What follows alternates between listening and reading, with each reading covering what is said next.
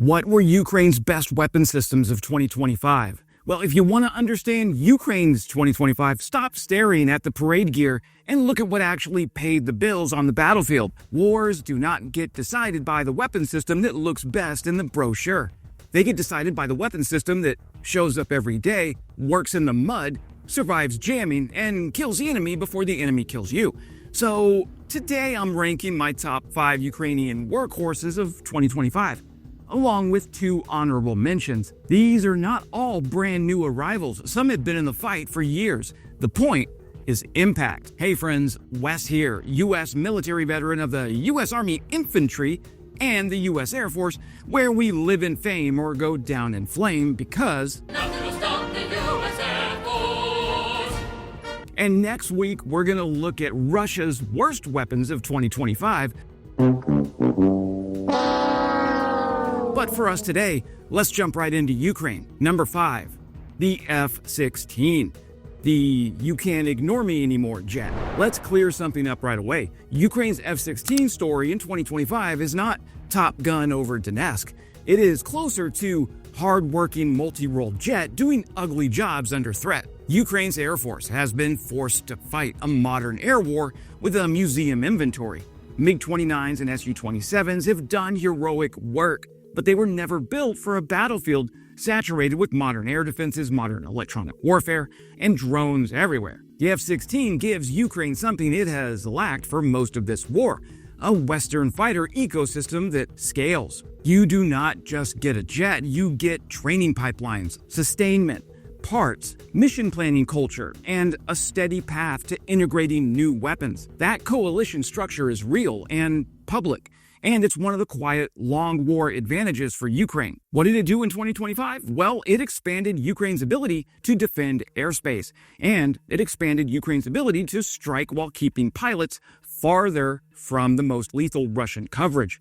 It also gave Ukraine more options for drone hunting and cruise missile defense, which matters because Russia has leaned hard on mass drone strikes as a cheap terror tool. The F-16 is not a silver bullet.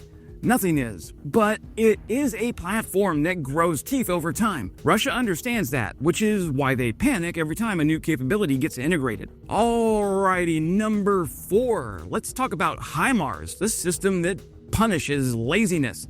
Now, HIMARS is not new. Its peak headline moment was June of 2022, when it rewired Russian logistics and made ammo depots explode like fireworks shows on New Year's Eve. But in 2025, its value is persistence. HIMARS forces Russia to do everything the hard way. It forces dispersion. It forces movement at night. It forces commanders to hide. It forces supply nodes to stretch out, which creates friction, delays, and shortages at the front. It also forces Russia to spend scarce air defense interceptors trying to protect rear areas they once treated as safe. In a grinding war, systems that impose constant costs are gold. HIMARS keeps Russia honest, and Russia hates honesty. Doctrinally, HIMARS also trained Ukraine to think in kill chains: find, fix, track, target, engage, and assess. Ukraine did not invent that concept, but it has refined it under fire. What do you think, Mr. Putin? Do you like the HIMARS? Huh? Do you like the HIMARS spanking your troops? Huh? Oh, look, he's shaking in fear. He's shaking in fear. He knows defeat is coming in 2026. Calm down. He knows. Okay, let's get this guy out of here. Okay, so we're talking about number 3 here, right? Patriot. The physics says no machine. This one matters because it protects everything else. Now, I personally struggled with putting Patriot on the list. And the reason is because the interceptors cost as much as a suburban home in Los Angeles. And that's saying something. But I included it because you can build drones, you can train pilots, you can produce artillery rounds, but if Russia can reliably punch your cities and your power nodes with ballistic and hypersonic missiles, your society bleeds out from behind the lines. Patriot doesn't make the headlines every day, and that's the point. When it works, nothing happens. People sleep. Hospitals keep power, command points keep functioning. Ukraine publicly claimed early Patriot success against high-end Russian missiles in prior years, including hypersonic threats.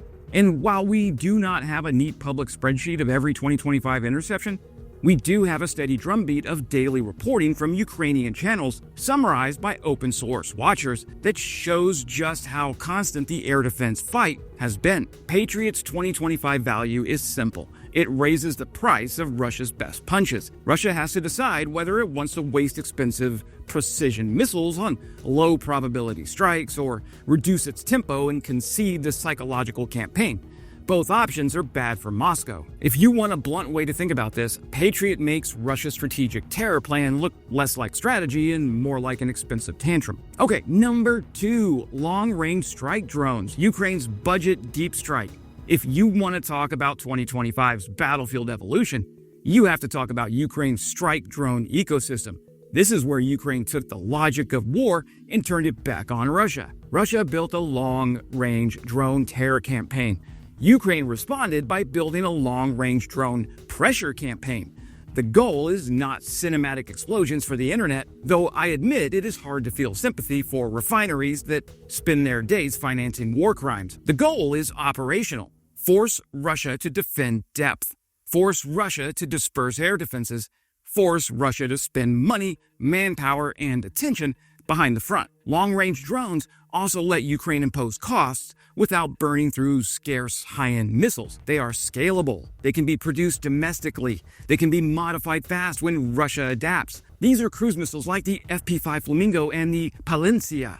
This is the modern standoff story. Not glamorous, ruthless, effective. Okay, and number 1, FPV drones, the weapon that replaced distance with fear. If I had to pick the single most impactful system shaping combat outcomes in 2025, for Ukraine especially, it is the FPV drone. FPVs rewrote the rules of movement. They turned road intersections into ambush zones. They made trench lines porous. They punished slow reactions. They made expensive armored vehicles feel like a bad investment when the enemy can build a guided explosive for the price of a nice laptop. We have credible public analysis showing Ukraine produced FPV drones at truly industrial scales in 2024, roughly 1.5 million by some estimates. Reporting around 2025 also points to ambitions in scaling. That would have sounded ridiculous in 2022. Now here's the part that matters for 2025. FPVs became routine, and routine wins wars. When FPVs are plentiful, Ukraine can allocate them like ammunition. When they are tied into battlefield awareness networks, they become a rapid strike layer. Later, when they get better optics and better guidance packages, they stop being hobby drones with a grenade and start looking like decentralized precision strike. And FPVs did something else in 2025 that Russia still can't fully solve. They imposed constant tactical paranoia. Russian troops know they can be watched, chased, and hit at close range, even when they think they are safe behind cover. That changes behavior, it slows operations, it increases mistakes, it breaks morale, it makes every resupply run feel like a coin flip. We do have a couple of honorable mentions. Honorable mention number 1, maritime drones. The Black Sea humiliation machine. Maritime drones didn't make the top 5 only because I wanted the F-16 in that list. That's fair, but I'm still giving them a salute because Ukraine used maritime drones to shrink the Russian Navy's freedom of movement in the Black Sea and force operational changes that Moscow did not want. Even when ships are not sunk, relocations and defensive posture shifts still count as effects. There is a reason Russia keeps moving assets, and there's a reason their fleet spends so much time in hiding. Ukraine taught them that the sea is no longer a sanctuary. Okay, honorable mention number 2. One of the most visible examples of this shift is the homegrown interceptor drone effort. Systems like the Ukrainian-designed Sting, a small quadcopter interceptor, emerged not as a boutique curiosity, but as mass-produced frontline tools built by volunteer teams like Wild Hornets and priced around $2,100 each. These drones are designed specifically to hunt other drones. They don't need a big radar or fancy missiles. They just fly up and collide with the target, which is exactly what defenders want when swarms are inbound. Now, reports indicate Sting and similar interceptors have downed over 1,000 Russian UAVs by late 2025, that's today, including jet-powered variants of Shahed-type drones. So Ukraine's 2025 story is not one miracle weapon. It is layered lethality. Patriot and other air defenses keep the lights on. HIMARS punishes the rear. Strike drones harass depth. FPVs dominate the close fight. and the F-16 builds the long-term Western air power spine. Russia still has mass, and it still has missiles, but it keeps running into the same problem. Ukraine adapts faster, and every time Russia tries to solve the last problem, Ukraine shows up with a new one and a smile that says, "Thanks for the lesson." That's it for today, my friends. Subscribing is the best free way to support these videos, and it helps me push back on Russian disinformation by keeping Ukraine's fight top of mind for millions of my monthly viewers. Consider it if you're feeling froggy. Be safe out there, and as always, glory to Ukraine, glory to the heroes. Crimea is Ukraine.